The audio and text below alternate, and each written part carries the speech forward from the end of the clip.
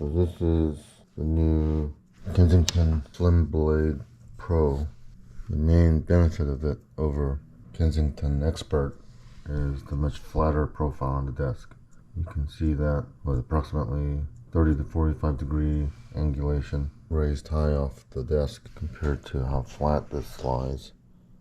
This gives the angulation from the forearm through the wrist and fingertips fairly neutral and flat, which is very comfortable for extended use. And of all the things going on, that's the most important thing and the most important difference between the SlimBlade and this Expert. I thought the Expert would work better for the left hand than the game ball because it's the prominent ball, which kind of presents itself to the more awkward left hand, and it actually works pretty well.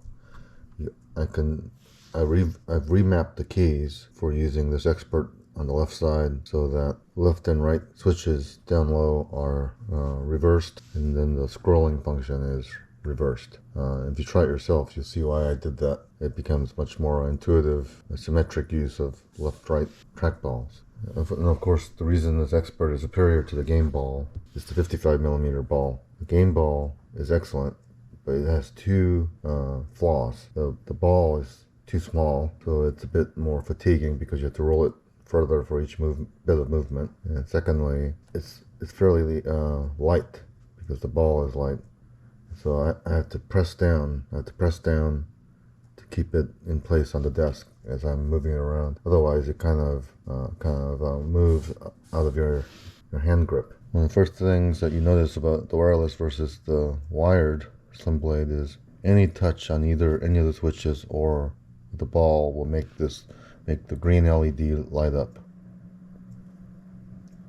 And I guess that is establishing connection between that and the wireless 2.4 gigahertz dongle. The Expert does not do that. I don't know why they felt that was necessary, because it would seem that would eat batteries a bit. But nevertheless, they estimate a 4-month battery duration after a charge up. The charge up took approximately 2 hours from receipt. The side buttons, fairly simple. The furthest left is 2.4 Wi-Fi dongle. The middle is wired, and I think the wire status does offer the benefit of higher polling rate. And then the furthest right is the Bluetooth function. I think most people will say the Bluetooth function is the easiest to hook up because you don't have to worry about keeping up with the dongle, but it offers the slowest polling rate and it's the most likely to get fiddly because it depends on motherboard function, software updates, all kinds of things. So I think whenever possible, it's better not to use Bluetooth. Has been my experience. On the other side, we have this DPI button. I guess the Wi-Fi connection button. So when you press it for 3 seconds, it offers repairing. At the same time, supposedly when you press it once, it's a single DPI, but it blinks 3 times, as you can see. When I click it twice, so it was 2 times. That was 1 time. So when you see that single blue button, you'll find the mouse moving. So it was 3 blinks. Now that's much better. It feels like about 800 DPI maybe. Let's try clicking it 3 times. That's 1. Okay, so that's 3. Yeah, so I like it to kind of move fast like that, so that I can go window to window like this. So that's the DPI button. And it's got the USB charger right there. So it is USB-C input, but according to the instructions that came with the mouse, it's actually just USB 2.0 speeds, which they say is good enough for trackball mice because you're not transmitting data or anything like that to a great extent. For the Bluetooth, it is Bluetooth 4 and 5 only. Legacy Bluetooth 3 is not supported, which I don't know if it's just a software issue or it's hardwired. $128 shipped and taxed. It took a long time after I ordered it. I think over 18 days. It's sold out everywhere. The Kensingworks looks like this. So when you right click and then you click on it, it comes up. So as you can see, it can operate 2 Kensington mice, maybe more. So here's the expert setup. Like I told you, I've got the right click or left click reversed, and then I've got the scrolling function reversed. As you can see, here's my pointer speeds I've set up, and you get the acceleration up there. So the two things, I like to have rapid acceleration. This allows you to just flick the ball and it moves from screen to screen if you have a multi-screen setup very easily. Orientation, scrolling speed should be slow for control. I have this middle button. As you can see, it has 8 buttons. 1, 2, 3, 4, and then 4 pairings. 1, 2, 3, 4. For this medium, I have had a track scroll, which works fair. The up-down scrolling works very well on the track scroll, but the side-to-side is a bit bulky. So I have it set up as cut-paste. Wish there were an enter button option, but there isn't. So let me just show you. So when you click on it, here are all your options. Under editing, they need to have an enter button right here. Where's the enter? It doesn't exist for some reason. The game ball also doesn't have the enter button capability, which is a detriment. So here's the SlimBlade Pro, which shows up as kind of a more silvery thing. It's because it's glossy, whereas the Expert is matte black. And so the setup on this one is similar, but in the correct orientation for the right hand. The Kensingworks, unfortunately, is absolutely necessary, and it can't be hard programmed into the mouse itself. The switch difference is, as you can see, it's a relatively thin flap of plastic attached kind of at this fat joint right here at the top. When you touch it, it activates a button switch. It's probably centered somewhere like right here or so. When I first received this, I was disappointed that the ball was squeaking, so I had to use silicone to lube the rubies right here and the ball a bit.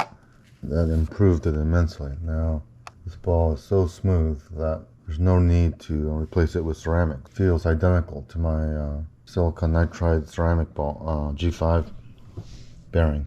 The Kensington ruby bearings actually are the best ruby bearings among all the trackballs compared to Logitech, Elecom, everybody else. The ruby bearings and the Kensingtons have always been very consistently good.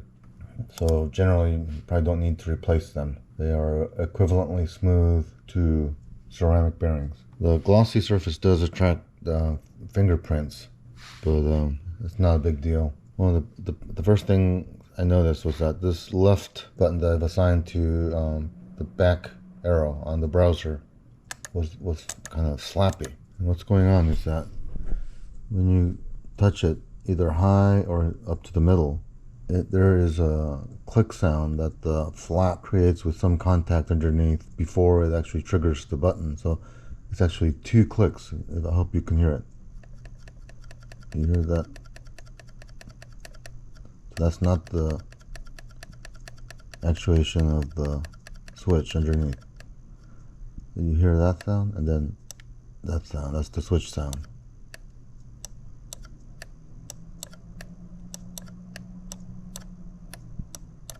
So it's like 2 sounds. Very annoying. This is not the way it was on the SlimBlade wired version that I have. But I think this is just a quality control issue. Tempted to return it, but currently these aren't available anywhere. They're sold out everywhere, so I'd have to wait a very long time. So I'd have to think about it later. But I think I can get used to it. Kind of reminds me of the 2-stage trigger of the Glock, where you have to kind of take in the trigger initially until the harder resistance is felt, and then you click it for the precise direct aim when you fire. So it kind of has that kind of feel to it.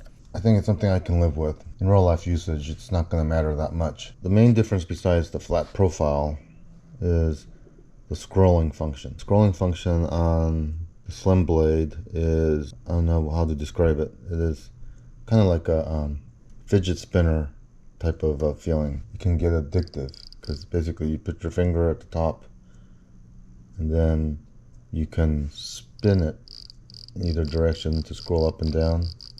So you can do that, or so usually you rest your 4th finger on the on this thing, which does nothing, just to stabilize your fingers a little bit, and then when you spin it like that, it creates these micro clicks. That macro click sound that is extremely satisfying and fidget spinner like in sensation. So even though it's kind of more of a virtual macro click, it's definitely there and it feels real, and it's much more satisfying a scrolling experience than even the far improved, smoothened new wireless expert spin. So the new wireless expert spin is very smooth, but you can hear still the roughness of that plastic and plastic grinding that is still technically there, despite it being extremely smoothened. It's a modern, the more recent version of the expert wireless. Scrolling micro clicking is, I think, the signature feature of the SlimBlade, besides its profile that makes it attractive to some people. Satisfying and an enjoyable experience, that little scrolling. It's also far less fatiguing than moving the mechanically physical plastic scroll ring on this expert here. For whatever reason, that is far more fatiguing than doing this. Those are two reasons why I got the SlimBlade, the flatter, more ergonomic profile. If your hand is angled like this a bit, I mean, I'm exaggerating, on the expert it's probably more like this, but it is a slight angulation. That angulation at the wrist creates more fatigue over time than just this flatter profile. So as you can see, you can move the ball like that so that your hand wrist is very flat. The disc clutter is gone now, with the wires gone on the SlimBlade, which is good. So which makes the overall profile of the trackball smaller on your desk. They also got rid of that stupid white flap on the wired version, so that you can just put it right up against your keyboard and it mates very well. And this allows, since this doesn't have the enter button, if you're cutting and pasting in a document, here's the enter button right there. There's no battery to replace, which is in some sense good. You just have to remember to intermittently charge. So here's the wired SlimBlade with that weird flap that was used just to kind of dock kind of awkwardly into their the Kensington keyboard, which was a membrane nightmare that no one would ever want. This device is otherwise similar. The logo's white, the logo's black on the new one. The scroll border is completely chromed on this one, whereas this one is kind of darker. The SlimBlade wired version is adequate. Yeah, here's just a demonstration that the switch thing is a quality control issue. This thing doesn't do that. Yeah, there's no two-stage switch feel here. Just on this my copy of the wireless one. The switch feel itself, because it's this kind of plastic flap, does feel, and has always felt different compared to the kind of the more solid and more the increased surety of the expert. So the kind of the switch fetishers are going to like the expert better still. The switch feel is not much different from the old ones on the SlimBlade.